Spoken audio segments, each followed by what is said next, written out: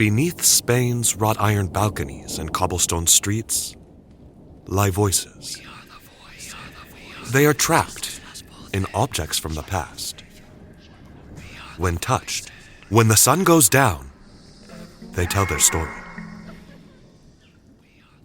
Be advised that this is a horror podcast with very adult themes.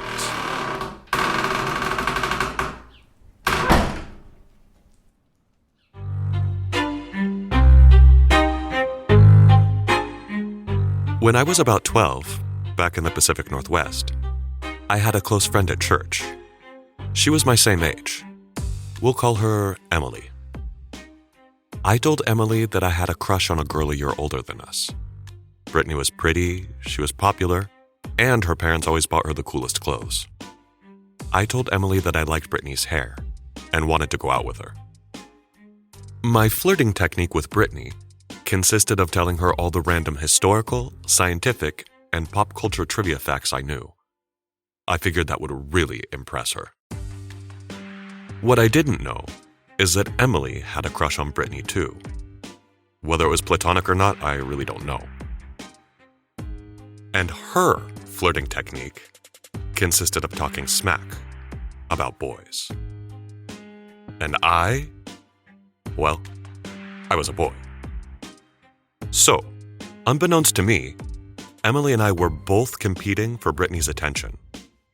All this means that I was really surprised to one day see Brittany and Emily walking arm in arm. Brittany yelled out, "You like my hair? You want to go out with me?" And then she burst out laughing. Emily, my friend, looked me straight in the eye and said, "I told her everything." I was shocked and angry and hurt that she had thrown me under the bus just to win points with Brittany. And I was also more than a little humiliated by the two girls' laughter. So I knew what I had to do. I really upped my game when it came to sharing factoids, every chance I got. I told Brittany all about Lewis and Clark and the crew member who died of appendicitis. Female praying mantises bite off the male's head. Did you know that the Oscar statuette's name isn't really Oscar? This went on for an embarrassingly long amount of time, and you might not be surprised to hear that Brittany got a very strange look on her face and avoided me more and more as time went on. I blamed Emily 100% for destroying my chances with Brittany, for mortifying me, and for a while, I hated her. But looking back, I cringed to realize that, while Emily's betrayal was a factor, my own weird behavior was more than awkward enough on its own. In this case, with a teenage crush, the stakes were pretty low. But what happens when a grown-up fails to recognize their own responsibility in a situation with grown-up consequences? What happens when they can only blame someone else? When the stakes are a lot higher? When the stakes are life and death? Yo soy Samuel. Bienvenido a Spanish Sundown.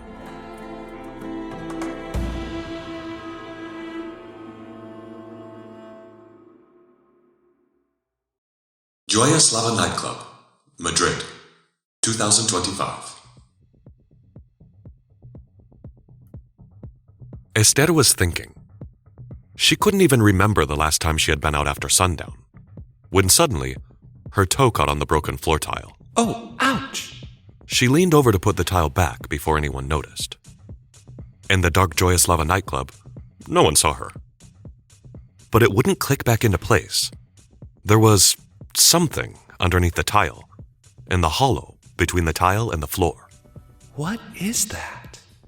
Crouching, she fumbled in the darkness to remove the object. It was a small cloth bag with a drawstring, and with a small but heavy metal object inside.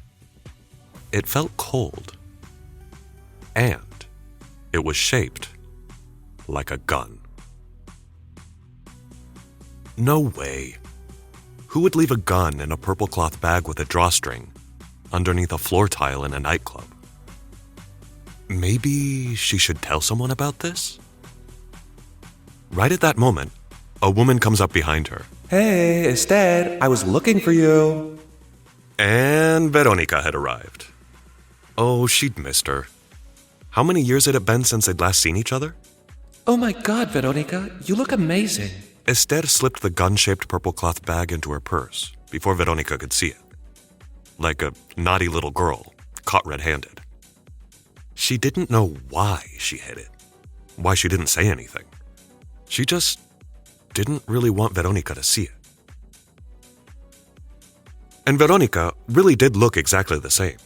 She never aged. She was always fun and everyone loved her, and she always looked hot and knew just what to wear. Like tonight. She was wearing her signature sequin blue dress. She still looked incredible in that dress.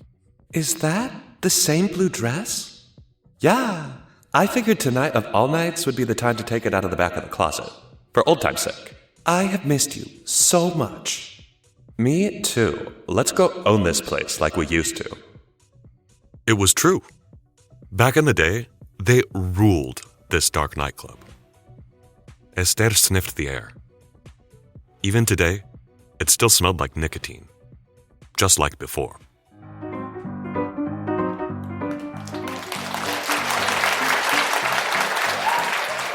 Eslava was originally built as a theater back in 1872.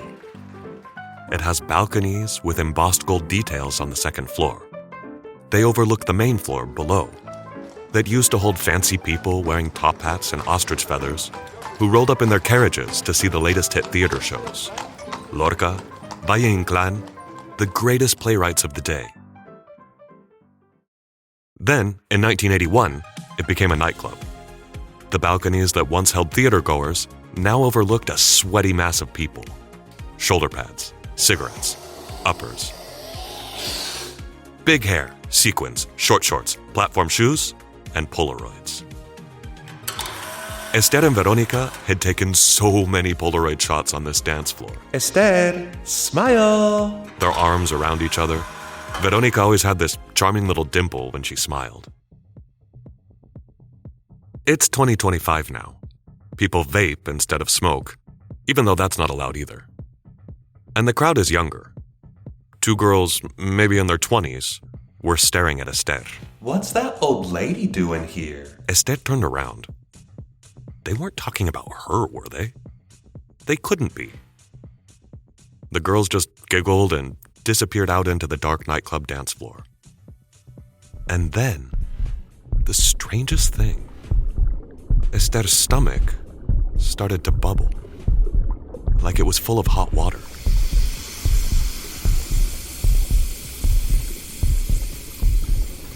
Veronica noticed the weird look on Esther's face and spoke to her. Oh, honey, I think you need a drink. Hey, bartender, can I get 2 gin and tonics? Sure. 2 gin and tonics? Like every other bar in Madrid, cocktails were free pour. Tell me when. Esther stopped him after just a splash of gin in her tube glass. Veronica let him pour almost to the top. She tossed the drink back immediately, so far back that she was looking up at the ceiling. Oh, that is so good. Esther couldn't stop thinking about the metal thing in her purse. Should she put it back? Maybe it belonged to dangerous criminals. She still hadn't looked at it. It probably wasn't even really a gun. She was just being paranoid. Oh my God, Esther, I spilled some on my dress. Come on, come to the bathroom with me. Sure. Okay. It's over there, remember? Come on, come with me. Veronica went straight for the faucet and splashed water on her chest, not even noticing the 2 girls in the corner behind them. The same ones who had called Esther old lady. Look, it's that old lady. Zorras. Okay, all cleaned up. Veronica, your dress is soaked. And it was. Where she had stained her chest, now it was drenched in water from the faucet. Oh my God, I know. Anyway, since we're here... Veronica took out a small plastic baggie full of white powder and started cutting lines with her credit card on the counter. The two girls were staring at them. Oh my God.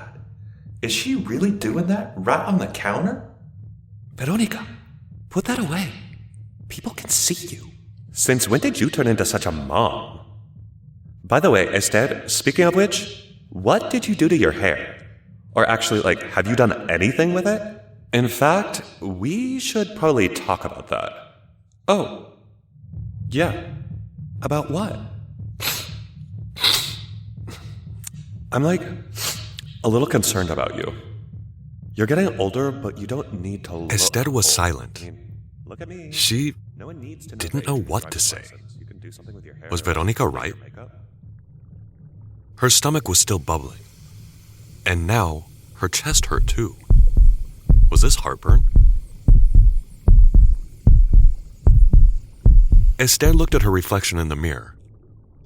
Veronica was right. Her hair had turned gray.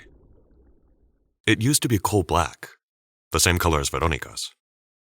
Back when Esther went to Veronica's shows, when she danced and sang in that blue sequin dress under the spotlights. Back when Esther was young, right after the dictator, Francisco Franco, died, Madrid, the Movida counterculture, the stage. Because Veronica had been a singer.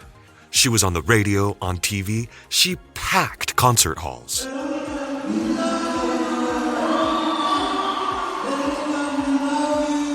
It was exciting. And Esther was there to live it with her. Smack with filmmakers. This is fucking amazing. Dude, I'm gonna be famous. Some went on to be international stars. And the Academy Award for Best Foreign Picture goes to... Others had one dose too many. They became just another babbling homeless person in a doorway, a syringe hanging out the vein in their arm, or dead. Painters, writers, Americans, producers, agents. Were the 80s really all that long ago? Esther looked at herself in the mirror again. Her hair, gray. What's that old lady doing here? What's that old lady doing here? Esther and Veronica had been the queens of Joy Eslava. And now? Now, she was an old woman with gray hair. Esther,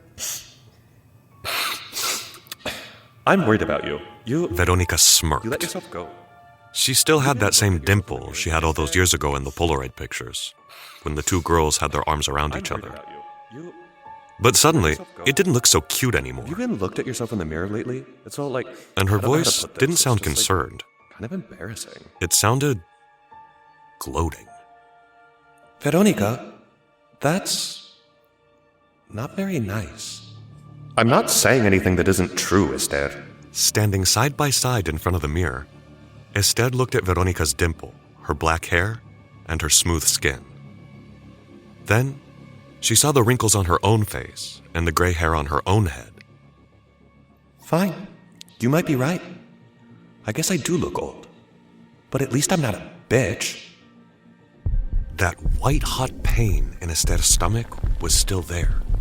Pressure in her chest. Heat like steam. And now her cheeks were burning too. This wasn't heartburn. Did she have a fever? She'd never had a fever like this before. And also, what was wrong with Veronica? Why was she being so cruel?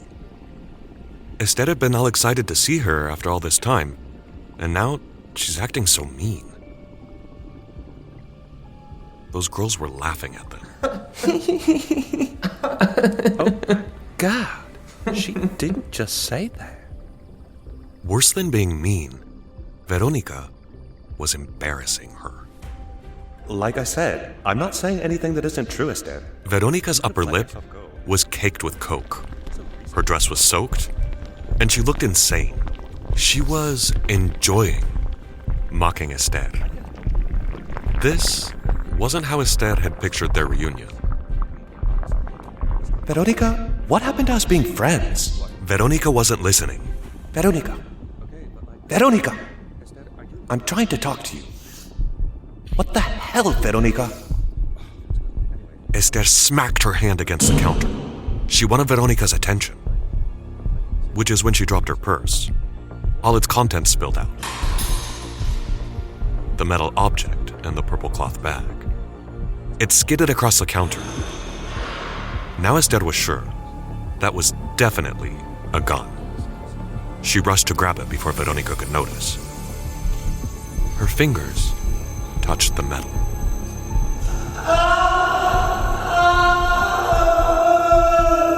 And just like that, the voices began.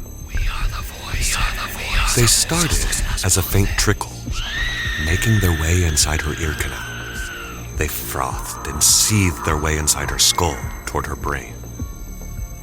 The voices, like simmering steam, pressing behind her eye sockets. Until finally, the voices filled her entire head, blistering her consciousness in their pain. She looked one last time at Veronica, at the girls in the corner. What's wrong with that old lady? Then, the last thing Esther remembered was clutching the gun in her hand, lying on the sticky, piss-stained bathroom floor. Then, she passed out. The voices had a story to tell. German Embassy, Madrid, 1923.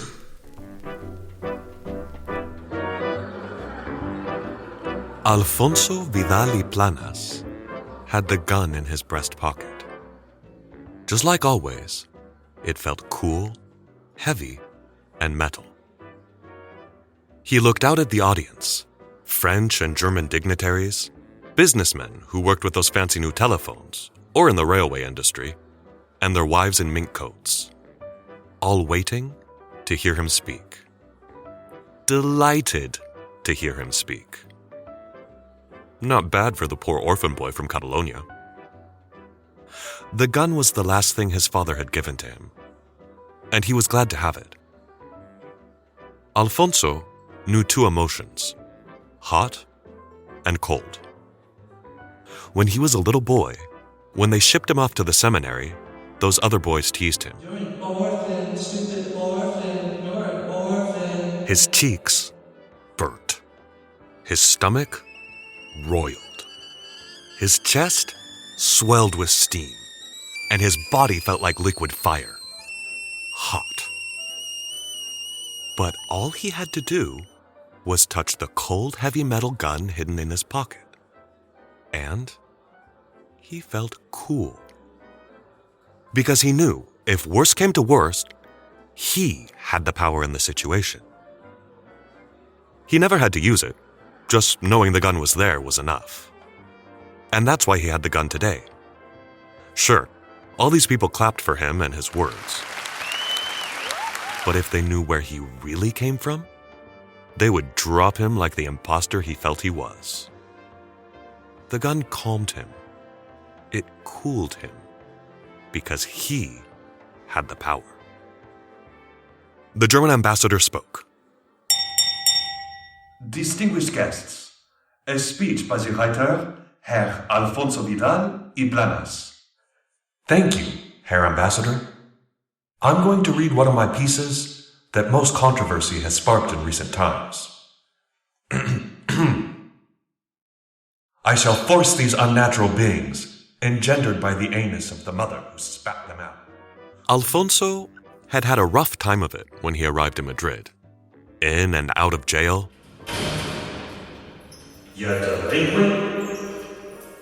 A stint in the army during the Moroccan War. He was penniless. You need to pay your bills, boy. Until he discovered his gift for the written word, especially the obscene, crass word. By the anus of the mother who spat them out. When you placed your head... At that time, Spanish society was just conservative enough to be scandalized, while just progressive enough to love it. Placed your head between the frog legs of that beast that expelled you into the world, and you licked with your tongue. The perfect recipe for fame. Newspaper columns, books, plays. Different organizations began sponsoring his work in journals, even the German embassy. The audience adored him. One man in the audience in particular couldn't take his eyes off him, Luis Anton de Lomet. His dark eyes could have either been staring or glaring. Luis Anton came from a wealthy family in the north. There was no gun in his pocket, only his father's checkbook. Both a politician and a writer, he wanted to meet Alfonso. So, he did. Mr. Vidali Planas, please allow me to introduce myself. I am such an admirer. I've been wanting to speak with you for some time now, and I was hoping that perhaps we might... The men soon struck up a friendship. Luis Anton de Lomet's fancy surname opened up doors that Alfonso never could have dreamed of on his own. He introduced him to the aristocracy. It is such a pleasure to have you in my home. And brought him to fancy parties with the creme de la creme of Madrid's high society. Mr. Vidali Planas, you and I simply must be friends. The more time they spent together, the more fond Alfonso grew of him. He even experienced a new feeling: warmth. Not hot, not cold, warmth. The warmth he imagined he would have known in the family he never had. He felt he could trust Luis. He began to open up his heart to him.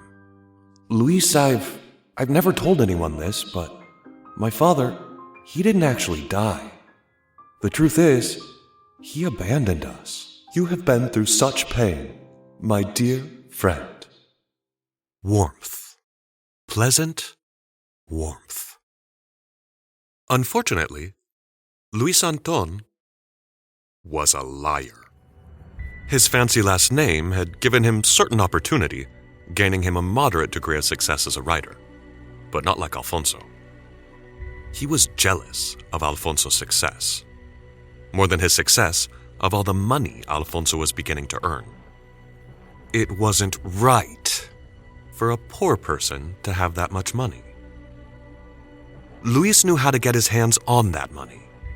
So, he told Alfonso to meet him at a brothel. Luis Anton had a friend there at the brothel, Elena. She had been working at the place ever since she was 14. Luis Anton and Elena were together in the lounge. He whispered his conniving scheme into her ear. Elena, he will be here soon. Do you remember the plan? Of course, Luis. I might use my body to work, but I have a brain too. And it was quite a body. Luis Anton's eyes roamed her up and down. He won't be able to help but fall in love with you. Take him for all he's worth, Elena. Go for the jewels first. Get him to buy you jewels. Before he spends all his money. Poor people don't know how to be rich. I'm going to steal his play. And once I take it, I'll publish it in my name and then I'll take you with me. It'll be just you and me. Oh, look. There he is now. Alfonso, I'd like to introduce you to a friend of mine, Miss Elena Manzanares. Elena, why don't you and Alfonso get acquainted? Oh, you're handsome. Would you like to see my room?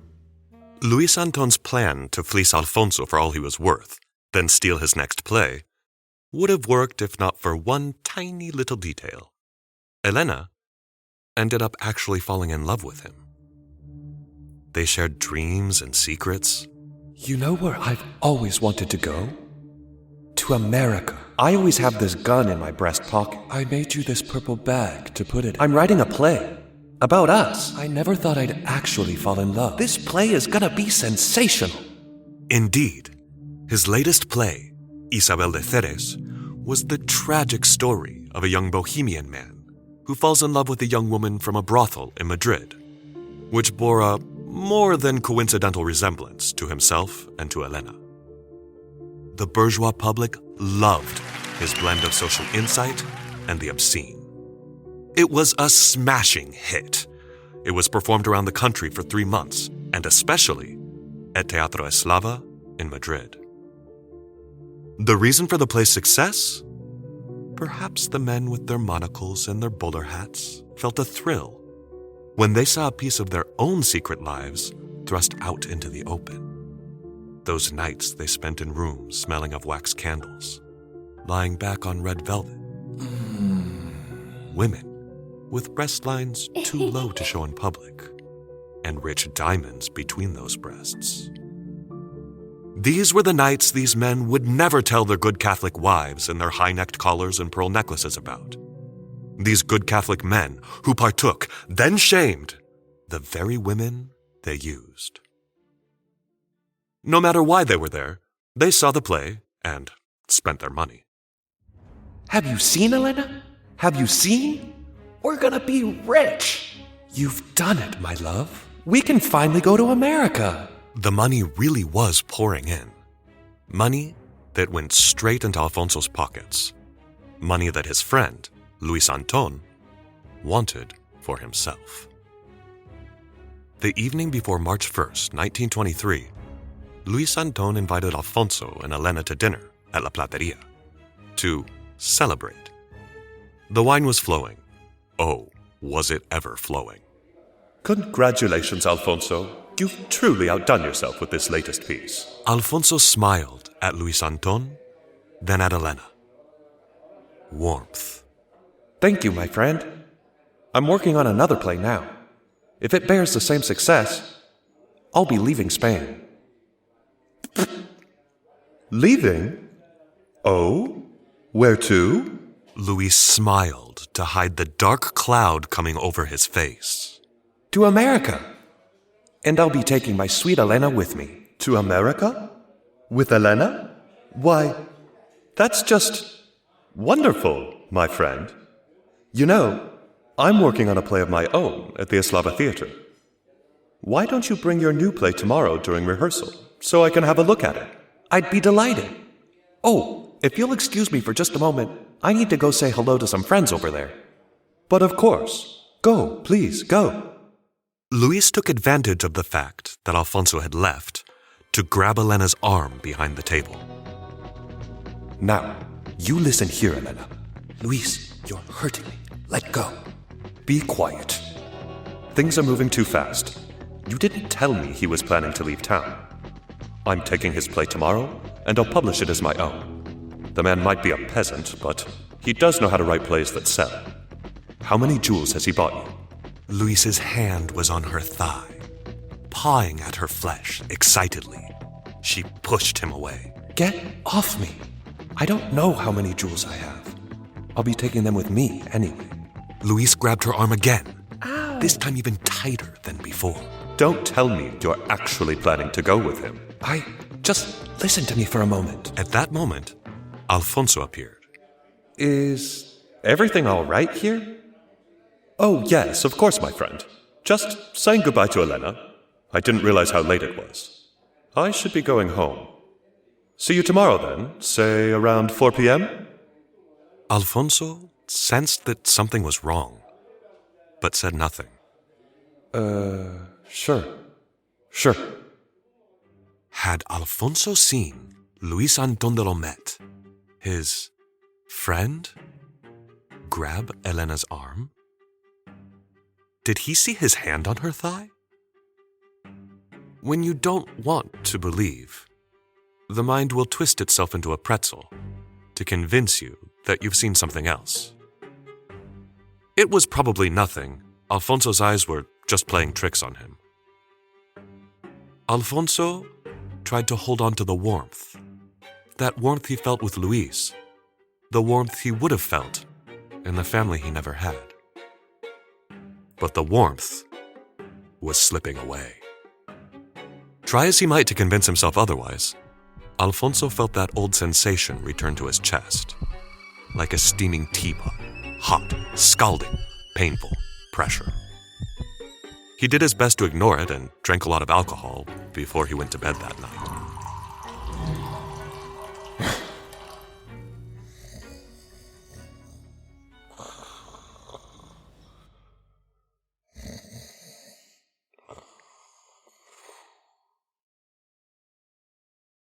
On March 1st, 1923, Alfonso woke up at 3:30 in the afternoon. He thought back to the night before. Had he really seen what he thought he saw? It's true that he had imbibed quite a bit. And his friend wouldn't be trying to do anything with his girl, would he? Granted, they had met her as a lady of the night. But Luis Anton knew they were together. Besides the fact that Luis Anton himself was already married. But he just couldn't shake the hot steam gurgling in his stomach. Maybe it was just the hangover, but it felt just like the pressure, just like the steam in a teapot he used to feel as a child. You're an orphan, stupid orphan. You're an orphan. In any event, he had an appointment with Luis at the theater. He grabbed his gun from the nightstand, put it in his breast pocket, flew down the steps in his apartment building, hailed a cab, Taxi! and came up panting at the front door to the theater. There was no one there. He pushed it open. Hello? And walked through the empty lobby toward the antechamber. The door was ajar. He stopped short of opening it, careful to avoid stepping on the broken tile he saw by his foot. Luis and Elena were inside. No, Luis, I don't want to do it. They were arguing. But this was always the plan. You open your legs, make him fall in love with you, and then take the money. And I take his play, and I take even more money. And then you and I leave together. Luis, I'm not going anywhere with you. I'm going with Alfonso. You must be joking. You're a whore. You don't get to decide. You go with the highest bidder. Get over here. Get off me. So, it was true. He had seen what he had seen the night before. Why had he ever trusted him? The steam in his stomach pumped up into his chest. Painful pressure on his airways, up to his throat, inside his head. His vision blurry. Were those hot tears, or was it steam in his eyes? You're an orphan, stupid orphan. You're an orphan. Alfonso lost his balance and lurched forward. His toe caught in the broken tile in the floor, crashed through the semi-open door. Damn it! Luis was on top of Elena on the couch. Elena gasped. And Luis merely laughed. Well, well. I suppose you had to find out one of these days. Alfonso looked at Luis. He seemed about to cry. I thought we were friends. Did you truly think someone like me would be friends with someone like you? Are you truly that naive, Alfonso? You think all these people actually like you? The steam was unbearable, searing hot. You're an orphan, stupid orphan. You're an orphan. Bubbling inside his skull, boiling against the bone, heating his Dancing teeth. monkey. You're an orphan, for God's sakes. His cheeks ran hot with blood, with steam. Or were they tears again? The humiliation, Even the your betrayal. father abandoned you. I slept with her too. The only cool thing was the gun. The gun in his pocket. He took it and pressed it to his face. He had never used it. He had never wanted to use it. But he wanted to use it now. Oh, he wanted to use it now. The gun gave power. He cocked the trigger.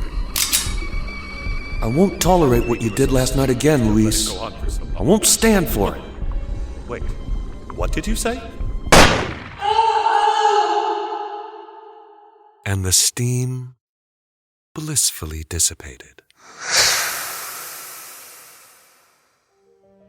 Luis Anton de Lomet was brought to the hospital, and he died shortly thereafter. Alfonso Vidal y Planas quickly hid his favorite pistol under the broken tile in the floor of the theater before he turned himself into the police. He didn't want them confiscating it. He could come back for it another day.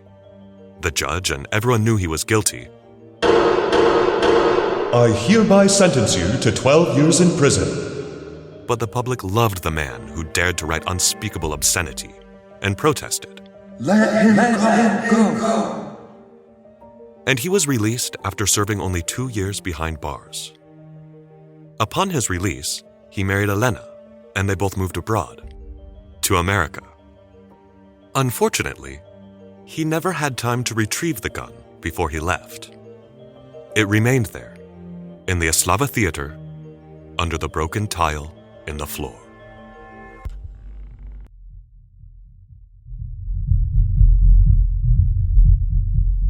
Esther's eyes slowly came into focus.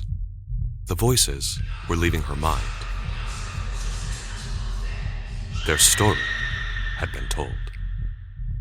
She heaved herself up off the urine-sticky floor. She quickly shoved the gun back in her purse.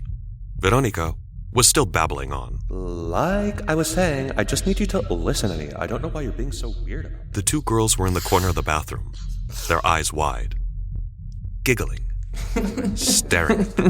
Oh my God, I am so embarrassed for her. Right? I know. Veronica looked back at the girls, laughing, then pointed at Esther. I know, it's so ridiculous, right? Veronica, what happened to you? The pressure hadn't gone away. It was getting worse. Pressure in her esophagus. Pressure expanding and gurgling against her internal tissue. The steam inflated her chest like a balloon full of boiling water. Her skin wouldn't last like this. How far can skin stretch before it cracks or rips? Pressing against her throat from the inside. As Veronica kept talking, Esther realized that the dress, in fact, looked ugly on her. It cinched in the wrong places. It bunched in the folds of her skin. Veronica looked ugly. Veronica was a bitch. The two girls were still staring at the women. They were obviously entertained by the scene. Oh, for God's sake, I cannot believe this woman. Esther looked back at her purse, the gun inside. She spoke out loud. Alfonso was right to do what he did. Wait, what?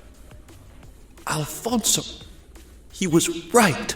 Steam in her throat, steam in her throat, steam pressure cooking her skull. Esther took the gun from her purse.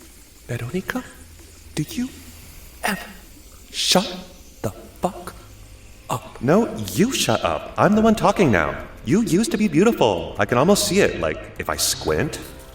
But it must be so lonely now. Is it? Lonely, I mean.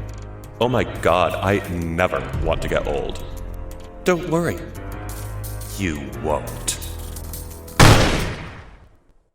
Esther shot her straight in the stomach. She wasn't sure if she heard the steam escaping or the gunshot first. They kind of happened at the same time.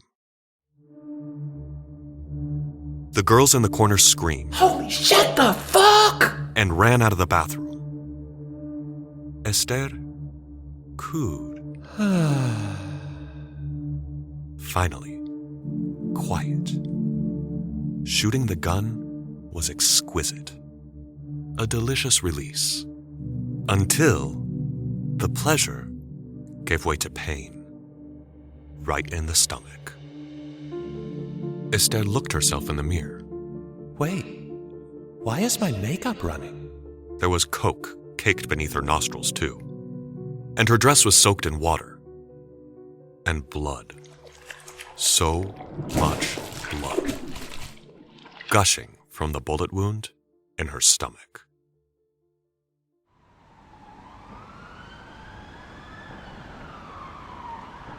The EMTs arrived in 7 minutes and 32 seconds.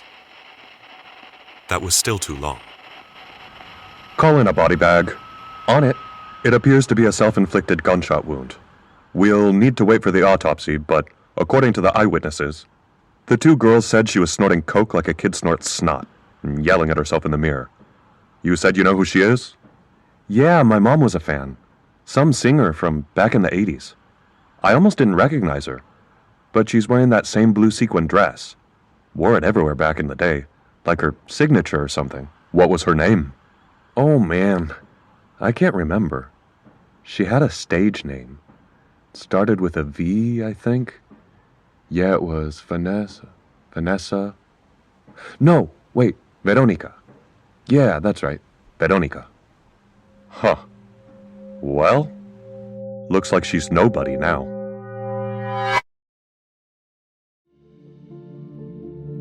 Hola, Samuel here. Alfonso Vidal y Planas somehow ended up finding that warmth he wanted. After a life spent between the army, houses of ill repute, prison for his political writings and other peccadillos, then eventually for the murder of Luis Anton de Olmet, he married Elena Manzanares. He spent a time in the United States working as a professor, but then the authorities learned of his murder charge. Fearing extradition to Spain, he moved to Tijuana, Mexico, where he died in 1965.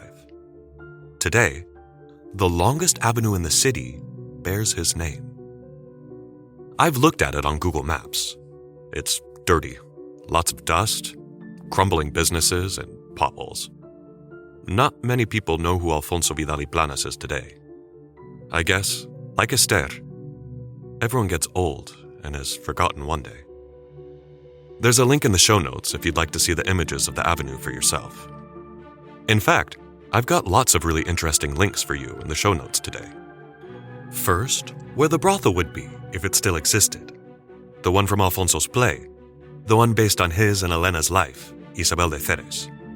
Right on Calle Librero Street, downtown Madrid. Second, a copy of the play itself. If you understand Spanish, check it out. I personally don't think it's very good, but it's a very cool window into Alfonso's mind and society at the time. Third, an original article from the newspaper about the murder. It's in Spanish, but even if you don't understand, please check it out. The looks, the gazes of these two men in their stunning photographic portraits absolutely sucks you in. I'm Samuel Mattern, and I created and produced this podcast. Special thanks to Simon Jones for the original theme music. And remember, you can follow us on Facebook, Instagram, and Reddit. Just search for Spanish Sundown. Until night falls and the voices speak again, thank you for listening to Spanish Sundown.